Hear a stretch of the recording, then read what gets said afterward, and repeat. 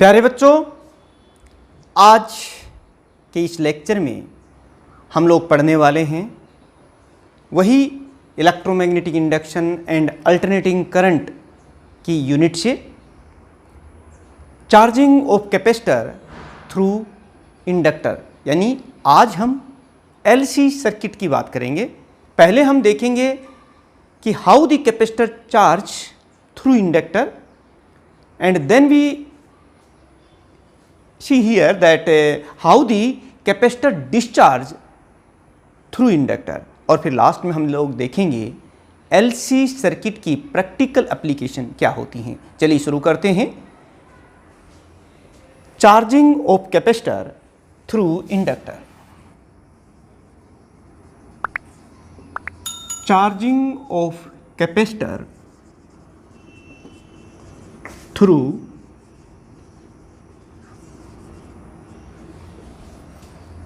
Inductor.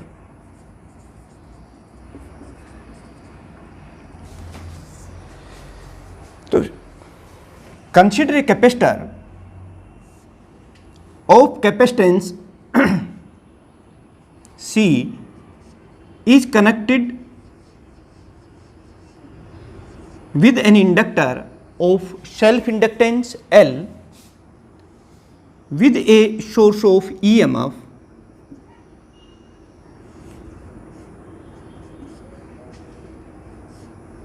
as shown. This is the EMF of this cell and this is the key. When this key is pressed, the capacitor starts to charge through the inductor. ये लिखेंगे आप लोग, उसके बाद लिखेंगे according to this formula what is the induced EMF across the capacitor. The induced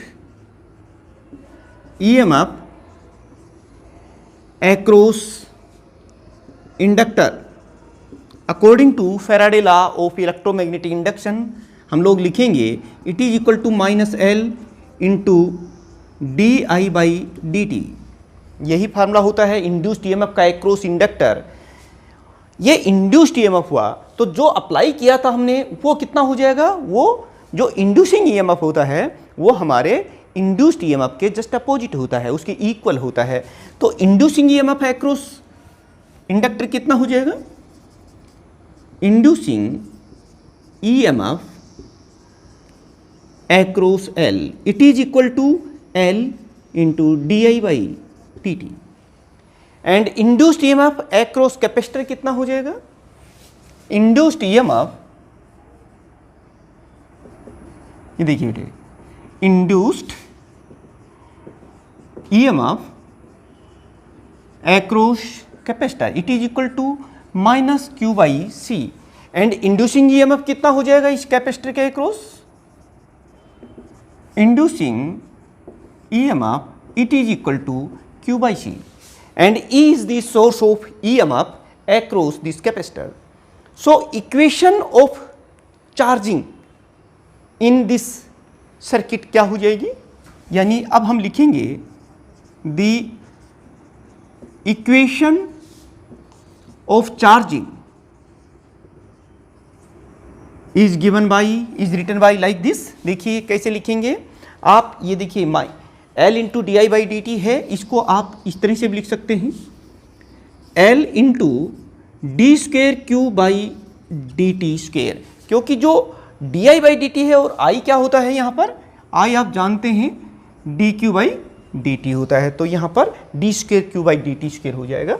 तो equation of charging क्या हो जाएगी ये देख लीजिए, L into D square Q by D T square, ये इंडक्टर के अक्रॉस हो गई और कैपेसिटर के अक्रॉस कितनी थी, Q बाई सी, और ये किसके इक्वल है, ये हमारे अप्लाइड ईएमएफ जो हमने अप्लाई किया था E उसके, तो E इजकल टू दिस, ये हो गई।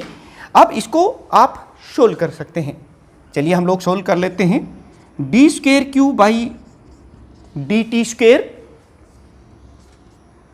Plus Q by L C and it is equal to E by L, हमने यहाँ से देखिए L से थ्रू आउट डिवाइड कर दिया है, आप इसको भी इधर ले लीजिए and it is equal to 0। Now this equation can be further written, हम इसको इस तरीके से लिख सकते हैं यहाँ से आप कि D square Q by D T square plus 1 by L C, यह हम कॉमन ले रहे हैं तो यहाँ क्या बच गया, Q minus C E is equal to 0। ये देखिए यहाँ से जब हम एल सी कॉमन ले लेंगे तो यहाँ तो Q और यहाँ पर C it is equal to 0। अब आप एक और पॉइंट यहाँ जानते हैं, ये देखिए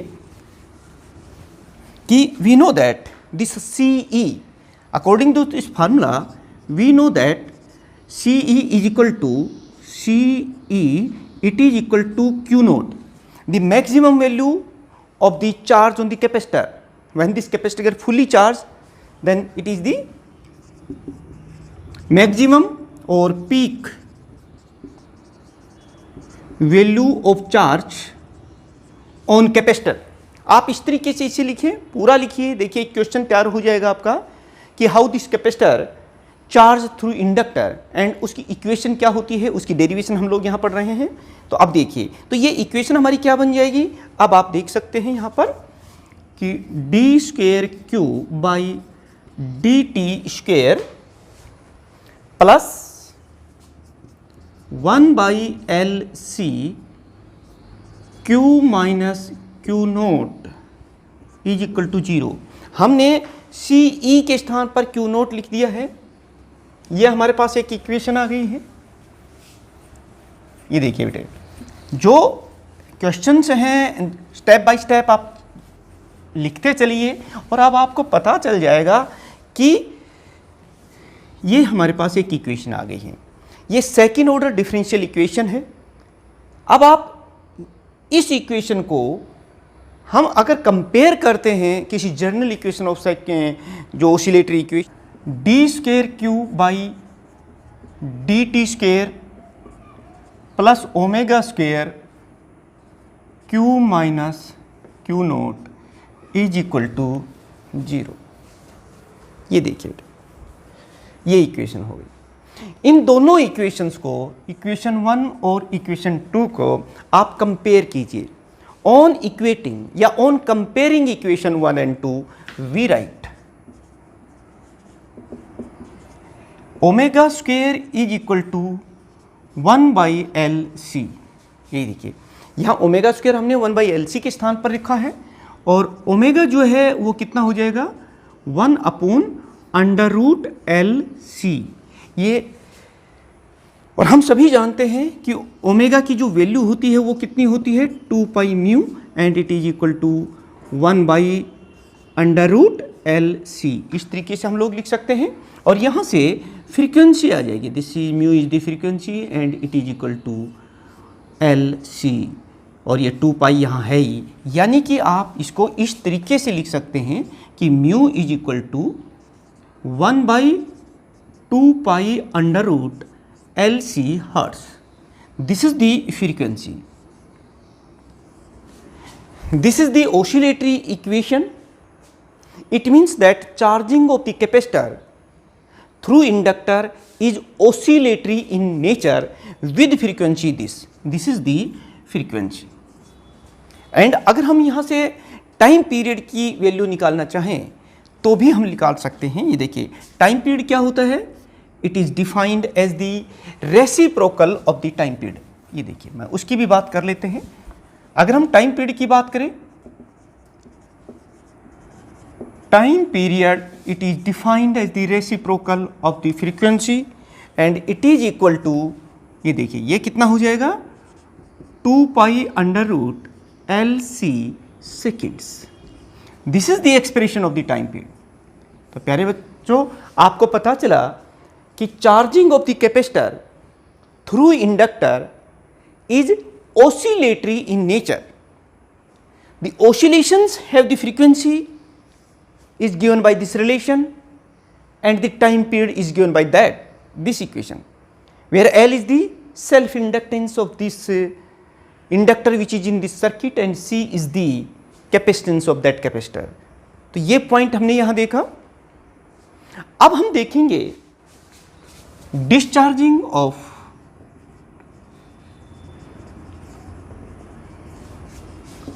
कैपेसिटर थ्रू इंडक्टर। इसके लिए हम सर्किट बना लेते हैं इस टाइप से, जिस तरह से हमने मोर्स की के केस में बनाया था, ठीक लाइक दिस। ये हमारे पास कैपेसिटर है और ये इंडक्टर है। ये capacitor of capacitance C and this is the inductor of self inductance L।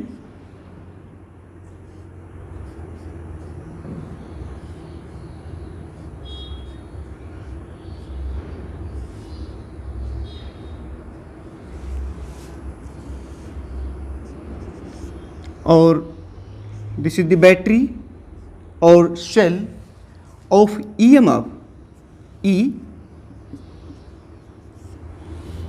And this is the Morse की।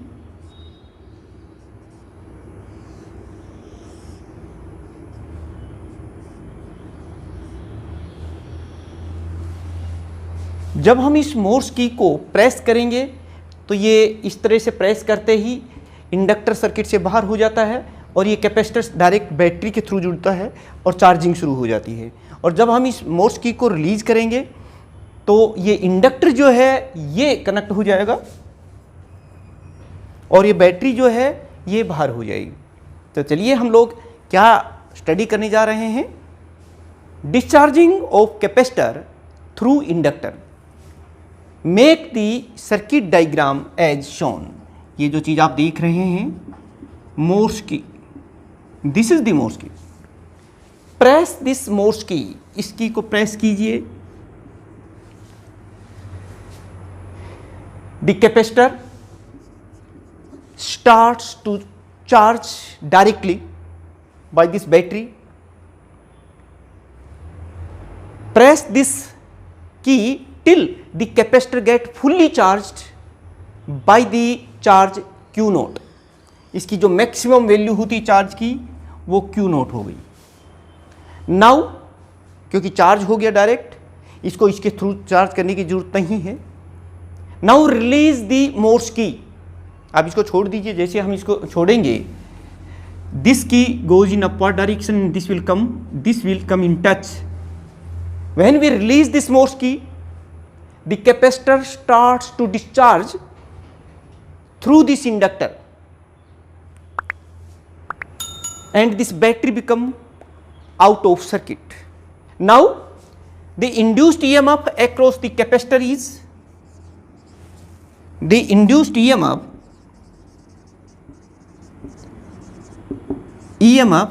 across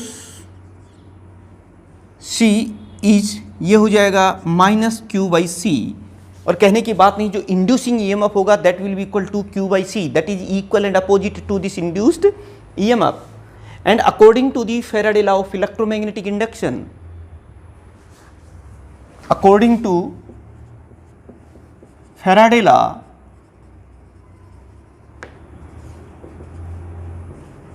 law of electromagnetic induction, an EMF, induced EMF across the L is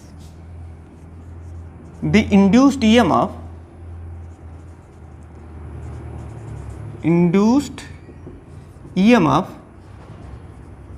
across L। ये कितना हो जाएगा -L into di/dt, और इसे हम इस तरह से भी लिखेंगे L इंटू d²Q/dt²। आप इस तरह से लिख सकते हैं। ये इंड्यूस्ड EMF है एंड इंड्यूसिंग EMF कितना हो जाएगा L इंटू d²Q/dt²। क्योंकि बैटरी सर्किट में है नहीं, सो equation of discharge in LC circuit becomes, therefore equation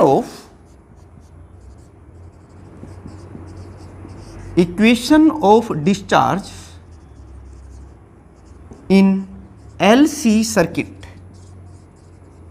becomes क्या बन जाएगी, आप समझ सकते हैं, this equation becomes here L into d square q by dt square plus q by c it is equal to 0.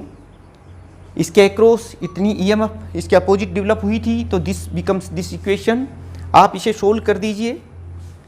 We can write this equation like this also, D square Q by D T square plus Q by L C it is equal to 0. ये equation हमारे पास बन चुकी है. And this equation number 1, this equation is equivalent to, it is also second order differential equation, and this equation is equivalent to this equation d square q by dt square plus omega square q is equal to 0. ये एक और equation हमारे पास हो गई है. एक ही बात है दोनों में. This is the second order differential equation. और हमें पता चला कि discharging of capacitor through inductor is oscillatory in nature with frequency. और फ्रीक्वेंसी कितनी होगी इन दोनों को अगर हम कंपेयर करें तो यहाँ से हमारे पास ओमेगा स्क्वायर की वैल्यू कितनी आ गई 1 और एल सी. और अब हम बात कर सकते हैं यहाँ पर एल सी कितना होगा. ये देखिए omega L is equal to what is omega here 1 by under root L C. और फ्रीक्वेंसी पहले की तरह कितनी निकालेंगे हम यहाँ पर 1 by 2 pi under root L C hertz. इतनी फ्रीक्वेंसी. और अगर हम टाइम पीरियड की बात करें तो the time period is t and it is equal to reciprocal of the frequency you already know. So no, t is equal to 2 pi under root L C seconds. तो प्यारे बच्चों ये देखिए हमने क्या देखा कि discharging of the capacitor through inductor is oscillatory in nature. यही बात हम यहाँ लिखेंगे कि the discharging of capacitor through inductor is oscillatory in nature. The frequency of the oscillations is given by this formula and the time period is this. This is the equation of oscillations of in discharging through this LC circuit. हम इसको इस तरह से भी कह सकते हैं. ये देखिए the equation, अगर ये सेकेंड ऑर्डर डिफरेंशियल इक्वेशन है, इसको अगर हमें सोल्व करना हो तो जैसा हम लोग सेकेंड ऑर्डर डिफरेंशियल इक्वेशन में करते हैं, इसका एक जर्नल सॉल्यूशन लेके चलते हैं. द जर्नल सॉल्यूशन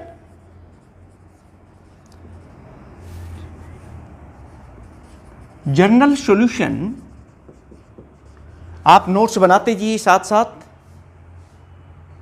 एक क्वेश्चन आपका तैयार हो जाएगा कि study the charging and discharging of capacitor through inductor. तो देखिए the general solution of equation 2 is, इसको हम इस तरीके से लिखेंगे Q is equal to A sine omega t plus 5.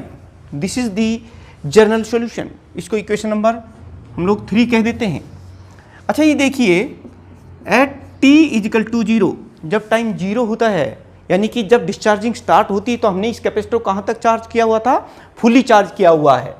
इसलिए Q कितना था, Q is equal to Q naught जब t 0 होता है. और हम यहाँ एक काम और कर रहे हैं कि ये जो फाई है टेक इट पाई बाई 2.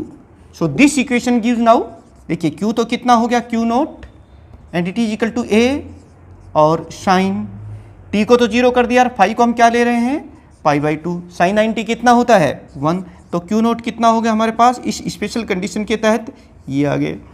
तो put this value of A and the value of phi in this equation, इस इक्वेशन में आप पुट कीजिए तो आपके पास क्या आ जाएगा, Q इज इक्वल टू, ये देखिए Q इक्वल टू A के स्थान पर हम क्या लिख रहे हैं, Q नोट और साइन, और ये कितना हो जाएगा, ओमेगा टी। ये देखिए sine Q omega t plus phi, phi के स्थान पर हम क्या लिख रहे हैं, पाई बाई 2। और प्यारे बच्चों ये देखिए this equation gives the solution of this equation, और यहाँ से स्पष्ट पता चला कि अगर आप इसका ग्राफ खींचें तो वो ओसिलेटरी आता है। तो हम कह सकते हैं कि discharging of the capacitor through inductor is oscillatory in nature, having the frequency, आपको बताया ही था मैंने, frequency of the oscillation is given by this LC hertz. तो प्यारे बच्चों अगर क्वेश्चन पूछा जाता है यही कि explain the charging and discharging of the capacitor through inductor, तो आप इस तरह से करेंगे। हाँ, इस LC ये जो सर्किट है इसे टैंक सर्किट भी कहते हैं, दोनों जब एक दूसरे के पैरेलल में कनेक्ट होते हैं तो उन्हें टैंक सर्किट कहते हैं। इसकी प्रैक्टिकल एप्लीकेशन जो है वो बहुत ज़्यादा है। तो चलिए देखते हैं what is the importance of the LC circuit. ये नोट कर लिए होंगे आपने, लिखते चले जाइए। अब हम देखते हैं importance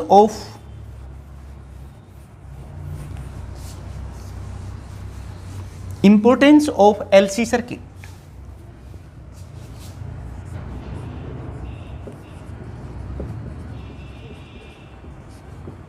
LC circuit,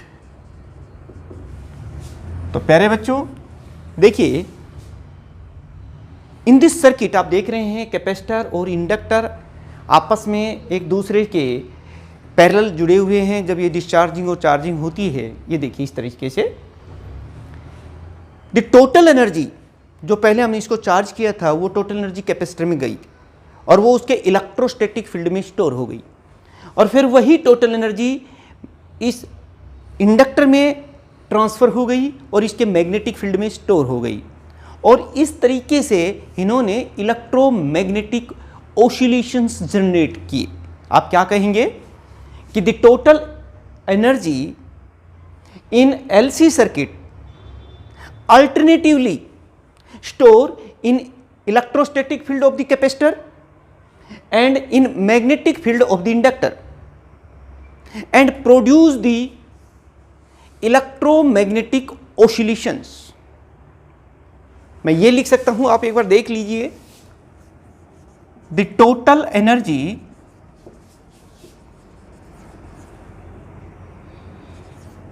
get alternatively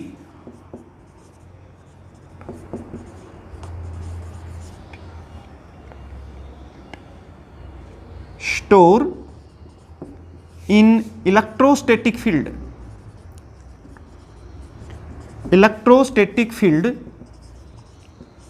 of capacitor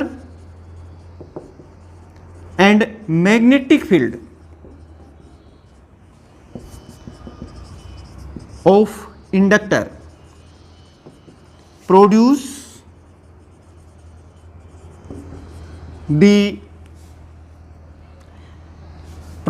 the electromagnetic oscillations।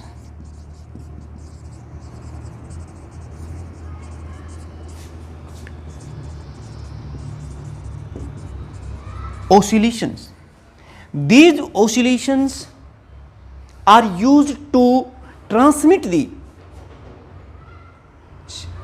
signals in the form of the code। It is used in wireless telegraphy such as in radio, in mobiles, TVs, etc. जहाँ signals को transmit करने होते हैं तो वहाँ tank circuit, ये जो LC oscillations हैं ये काम आते हैं, इनको हम यूज करते हैं।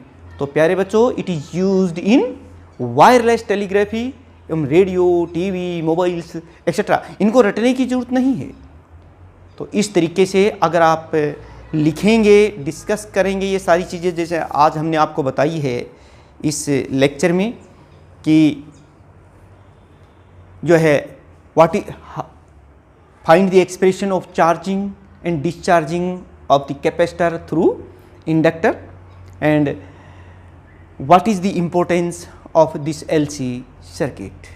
तो ये पूरा अगर आपको समझ में आ गया होगा तो प्यारे बच्चों आज के इस लेक्चर में इतना ही। नेक्स्ट हमारा लेक्चर रहेगा बहुत ही इम्पोर्टेंट, जो लेंदी भी होगा।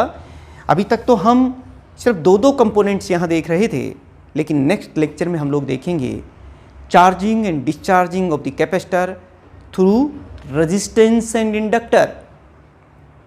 तो वो बहुत इंपॉर्टेंट आर्टिकल है, तो उसके लिए तैयार रहिएगा और उसके लिए आपको नोटिफिकेशन मिल ही जाएगा, क्योंकि आपने इस चैनल को जरूर सब्सक्राइब कर रखा होगा और बेल आइकॉन दबा रखा होगा। बहुत बहुत धन्यवाद।